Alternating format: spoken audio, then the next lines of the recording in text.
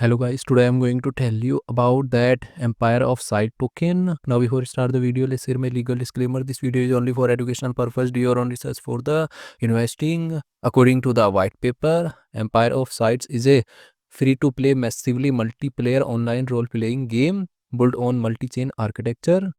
It integrates blockchain technology to enable verifiable digital assets ownership while maintaining a gameplay experience familiar to traditional or Web2 gamers.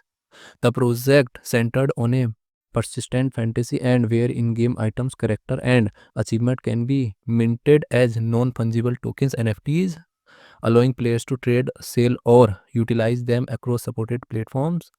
The game distinguishes itself through the use of artificial intelligence systems designed to dynamically generate and adapt in-game content. These systems analyze, aggregate players' behavior to shape quest, events, and non-player characters (NPC) interactions, aiming to provide a less repetitive and more responsive environment.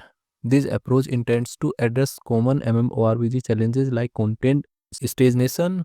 Empire of Sight is a free-to-play 2D MMORPG blending traditional gaming with Web3 ownership, where players control guides, battle bosses, and NFT assets within AI-driven persistent world.